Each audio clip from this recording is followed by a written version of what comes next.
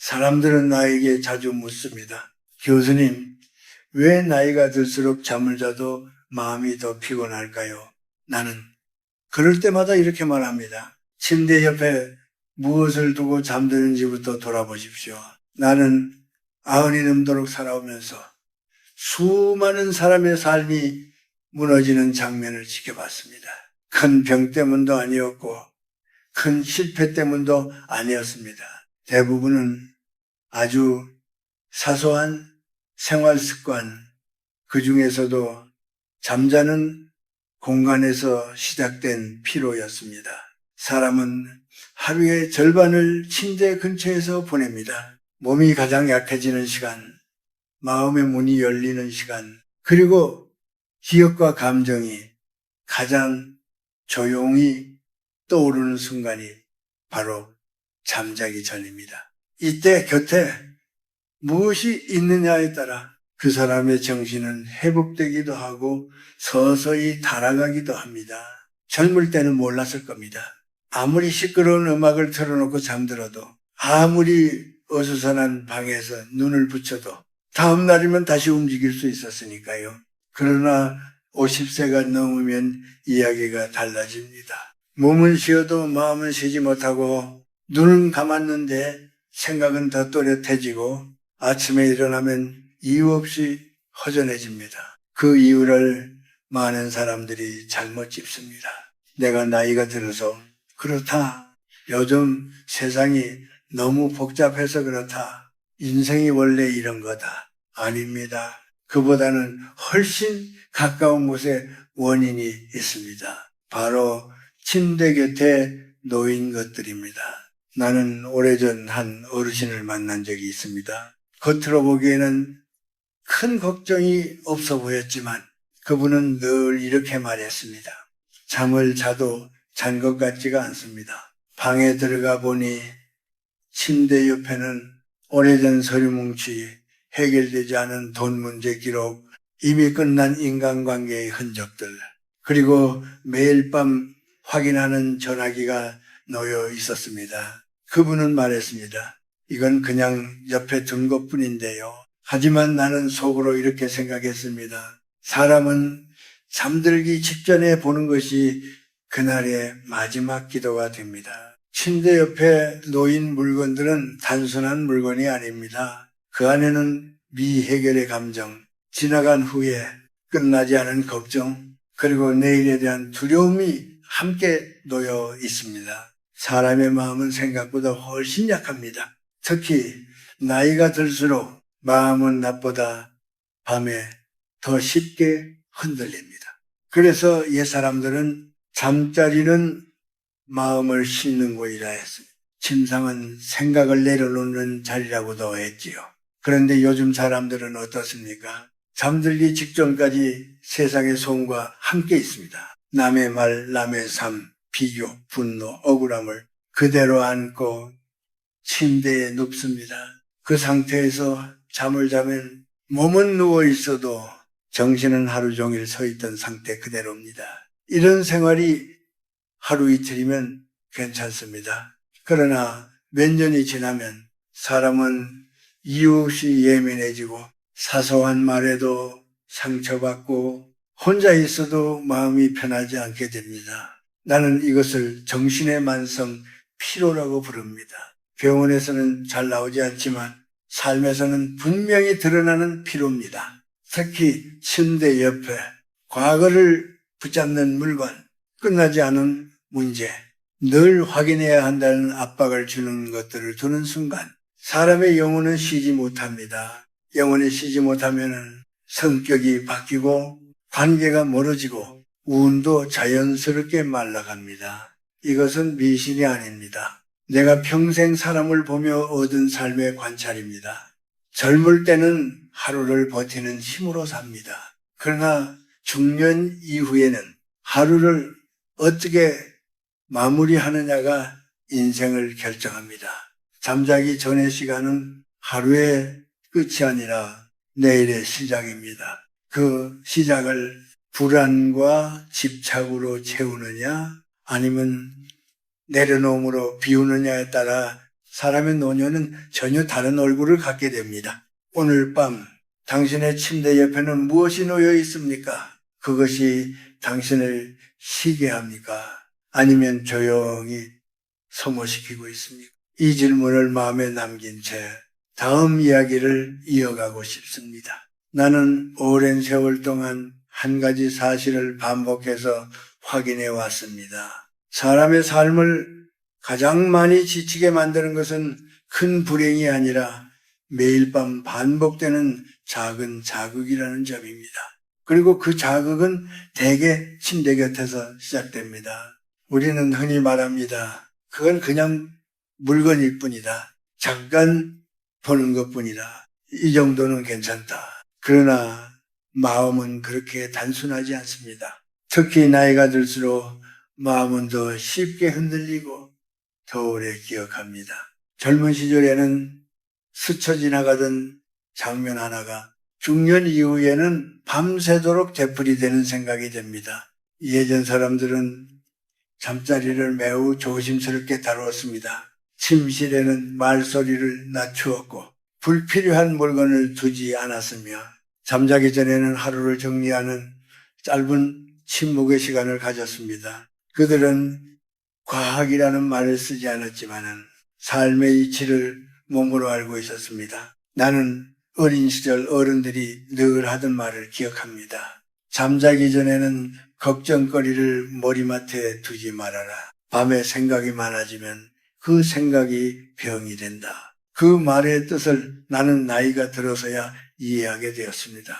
오늘날 많은 사람들이 침대 옆에 두는 첫 번째 물건은 끝없는 정보가 흘러드는 화면입니다. 뉴스, 메시지, 댓글, 타인의 말, 그리고 해결할 수 없는 세상의 문제들, 그것을 마지막으로 보고 잠들면 사람의 마음은 그날 하루를 정리하지 못한 채 멈춰버립니다. 생각은 계속 달리고 있는데 몸만 억지로 눕혀놓은 상태가 되는 것입니다. 이런 잠은 회복이 아닙니다. 소모에 가까운 휴식입니다. 특히 중년 이후에는 이 작은 차이가 큰 결과를 낳습니다. 잠을 자고도 피로가 풀리지 않고 아침에 일어나면은 이유 없이 짜증이 늘고 사람을 만나는 것이 점점 귀찮아집니다. 그 다음으로 많이 보게 되는 것이 과거를 붙잡는 물건들입니다. 이미 끝난 일의 기록, 다시 꺼내볼 필요 없는 편지, 지나간 관계의 흔적들, 이런 것들을 침대 곁에 두는 이유는 대부분 같습니다. 언젠가는 정리해야지. 그러나 그 언젠가는 좀처럼 오지 않습니다. 문제는 정리되지 않은 물건은 정리되지 않은 감정을 계속 깨운다는 점입니다. 밤이 되면은 그 물건들은 말없이 질문을 던집니다. 그때 왜 그랬을까? 나는 왜 아직 이러고 있을까? 내 인생은 잘 산 걸까? 이 질문들은 답을 요구하지 않습니다. 그저 마음을 지치게 할 뿐입니다. 또 하나, 많은 사람들이 무심코 침대 옆에 두는 것은 시간을 재촉하는 것들입니다. 시계, 일정표, 내일에 해야 할 일 목록.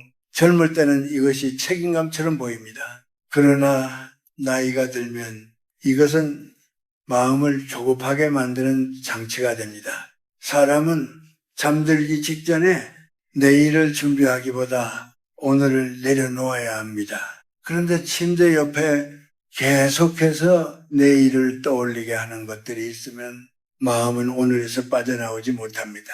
이렇게 밤마다 마음이 쉬지 못하면 사람은 점점 스스로를 탓하게 됩니다.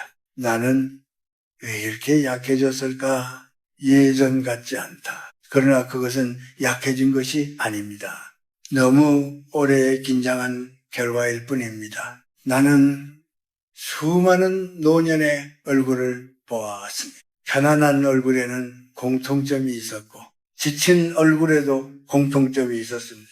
지친 얼굴을 가진 사람들은 대개 하루의 끝을 정리하지 못한 채 살아왔습니다. 그리고 그 습관은 늘 침대 곁에 작은 선택에서 시작되었습니다. 삶은 낮에만 만들어지는 것이 아닙니다. 사람이 무엇을 붙잡고 잠드는지에 따라 그 다음 날의 마음이 결정됩니다. 이제 우리는 묻지 않을 수 없습니다.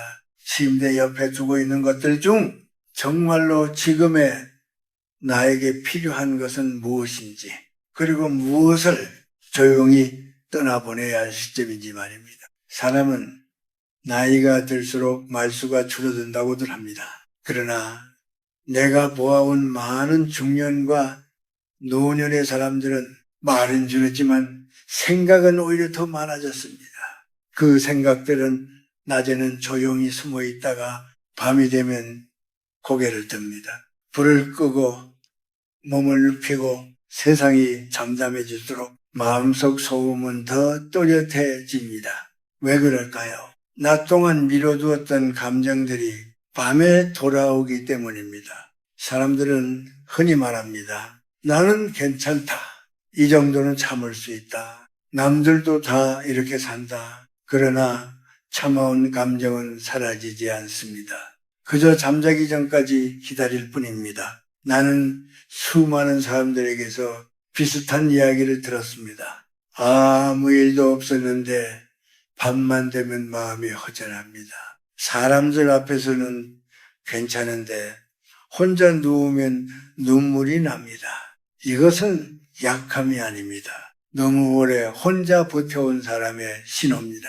침대는 사람을 가장 솔직하게 만듭니다. 그날 하루 동안 눌러두었던 감정들이 가장 먼저 올라오는 자리이기 때문입니다.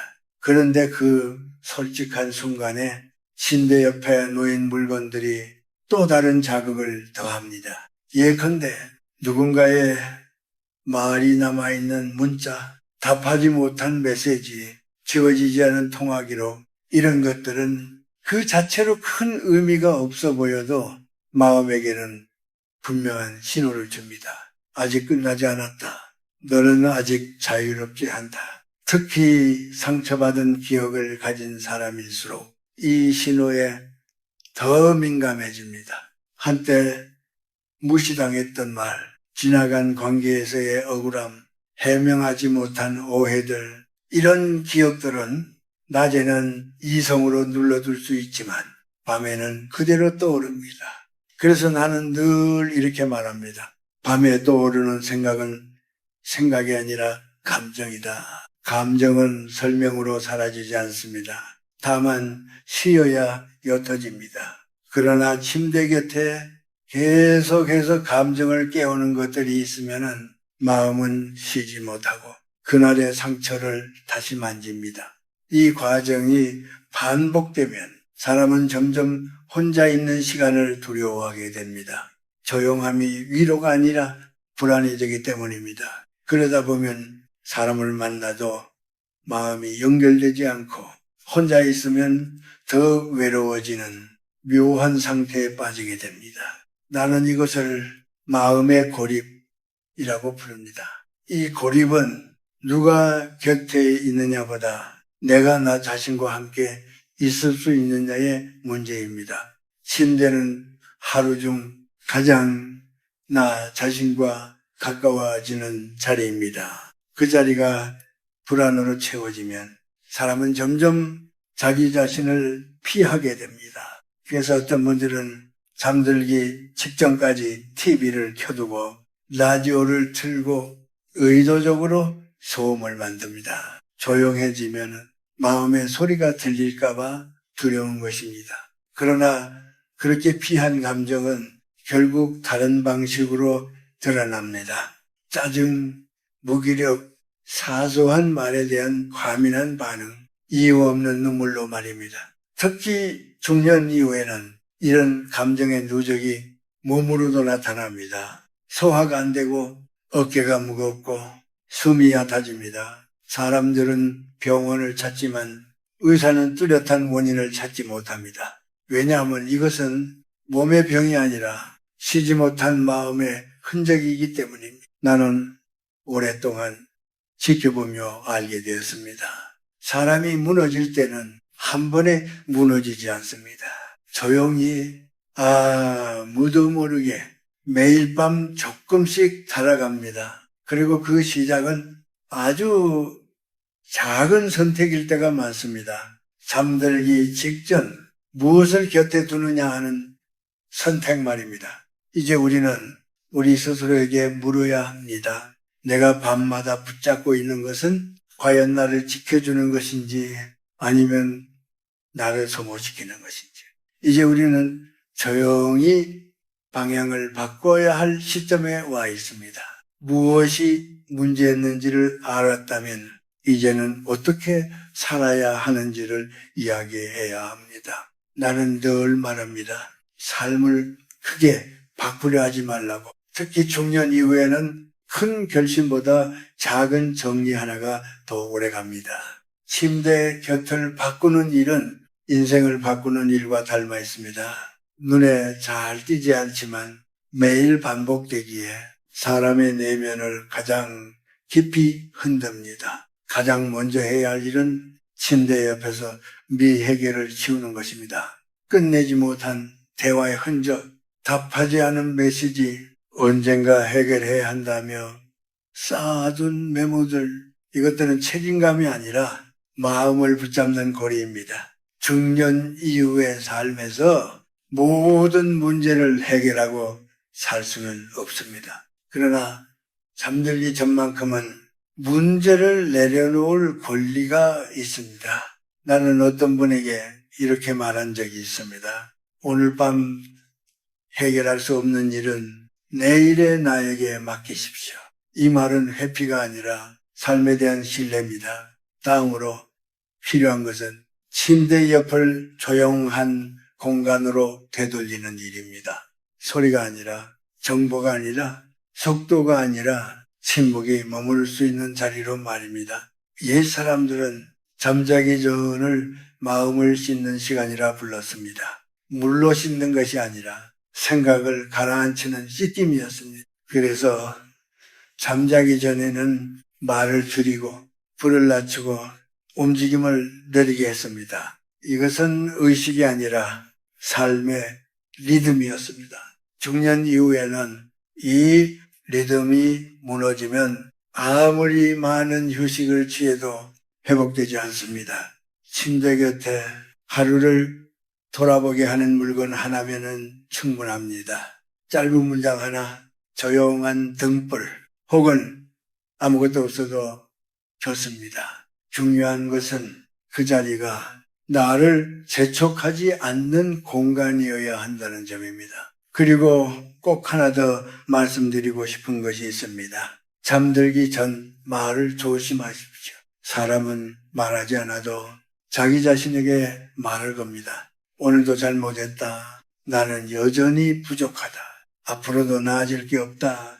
이런 말들을 매일 밤 반복해서 들으면 마음은 점점 자기 자신을 믿지 않게 됩니다. 그래서 나는 늘 권합니다. 잠들기 전에는 자기 자신을 평가하지 말라고. 잘했는지 못했는지 옳았는지 틀렸는지를 그 시간에 따지지 말라고. 그 시간은 판단의 시간이 아니라 회복의 시간이기 때문입니다. 만약 누군가에게 상처받은 날이라면 그 사람을 용서하려 애쓰지 않아도 됩니다. 다만 그 상처를 침대 위까지 데려오지 마십시오. 침대는 세상과 싸운 사람이 무기를 내려놓는 자리입니다. 또 하나 중요한 것은 침대 곁에 두는 마음의 태도입니다. 나는 아직 부족하다가 아니라 오늘은 여기까지 살아냈다. 이 한 문장만으로도 마음의 긴장은 크게 풀립니다. 나는 오랜 세월 동안 평안한 노년을 가진 사람들을 지켜보았습니다. 그들은 공통적으로 하루를 정리하는 법을 알고 있었습니다. 많이 가진 사람이 아니라, 많이 이룬 사람이 아니라 하루를 잘 내려놓는 사람이 늙어서도 편안했습니다. 침대 곁을 정리하는 일은 단순한 생활 습관이 아닙니다. 그것은 내가 나 자신을 어떻게 대하느냐에 대한 가장 솔직한 태도입니다. 나를 재촉하며 잠들 것인가? 나를 놓아주며 잠들 것인가? 그 선택이 하루를 넘어 인생의 결을 만듭니다. 이제는 조금 느려져도 괜찮습니다. 조금 덜 붙잡아도 괜찮습니다. 특히 이 나이에는 잘하려고 애쓰는 것보다 편안해지는 법을 배우는 것이 훨씬 중요합니다. 신대 곁이 바뀌면 잠이 바뀌고 잠이 바뀌면 마음의 표정이 바뀝니다. 그리고 그 표정이 당신의 남은 삶을 조용히 이끌어 줄 것입니다. 이제 이야기를 천천히 마무리하려 합니다. 나는 늘 마지막에 같은 말을 반복하게 됩니다. 삶은 어느 순간에 갑자기 바뀌지 않는다는 말입니다. 사람들은 큰 깨달음이나 강한 결심이 있어야 인생이 달라진다고 생각합니다. 그러나 내가 살아오며 본 현실은 다릅니다. 삶은 아주 조용한 습관 하나에서 서서히 방향을 바꿉니다. 침대 곁은 그 조용한 변화가 가장 먼저 시작되는 자리입니다. 하루가 끝나는 그 순간 사람은 세상 앞에서 벗어나 자기 자신 앞에 서게 됩니다. 그때 무엇을 붙잡고 있느냐가 그 사람의 내면을 말해줍니다. 많은 이들이 묻습니다. 교수님, 왜 나이가 들수록 마음이 이렇게 허전해질까요? 나는 그럴 때마다 이렇게 답합니다. 너무 오랫동안 자신을 쉬게 하지 않았기 때문입니다. 우리는 늘 누군가의 기대 속에서 살았습니다. 부모의 기대, 가족의 기대, 사회가 요구하는 역할, 그 기대에 맞추느라 하루하루를 버텼고 밤에도 마음을 내려놓지 못한 채 살아왔습니다. 그러나 인생의 후반부에는 다른 지혜가 필요합니다. 더 잘하려는 지혜가 아니라 덜 붙잡는 지혜입니다. 침대 곁에 남아있는 물건들은 그동안 우리가 붙잡고 살아온 것들의 상징입니다. 책임, 후회, 위전 혹은 이미 지나간 자부심까지 그것들을 하나씩 내려놓는 일은 과거를 부정하는 일이 아닙니다. 오히려 그만큼 충분히 살아왔음을 인정하는 일입니다. 나는 90을 넘기며 이 사실을 분명히 알게 되었습니다. 사람은 내려놓을수록 더 자기 자신에 가까워진다는 것을요, 평안한 노년을 가진 사람들은 특별한 비결을 가진 것이 아니었습니다. 그들은 그저 잠자기 전 자기 자신을 괴롭히지 않았을 뿐입니다. 왜 그때 그렇게 말했을까? 왜 나는 아직 이 모양일까? 앞으로 더 나아질 수 있을까? 이런 질문들은 답을 얻기 위해 던지는 것이 아니라 자신을 몰아붙이기 위해 반복되는 말들입니다. 이제는 그 질문들을 침대 곁에 두지 마십시오. 대신 이 한 문장만 남겨두어도 충분합니다. 오늘은 여기까지 잘 살아냈다. 이 말은 위로가 아니라 사실에 가깝습니다. 숨쉬고 버티고 하루를 마쳤다는 것만으로도 이미 충분하기 때문입니다. 삶의 끝자락으로 갈수록 사람에게 필요한 것은 정답이 아니라 안식입니다. 그 안식은 누군가가 주는 것이 아니라 스스로 허락해야 합니다. 침대는 하루의 실패를 심판하는 자리가 아니라 하루의 수고를 내려놓는 자리입니다. 오늘 밤 조금 더 어두워도 괜찮습니다. 조금 더 조용해도 괜찮습니다. 그 고요 속에서 자기 자신을 만나고 아무 말 없이 등을 토닥여 주십시오.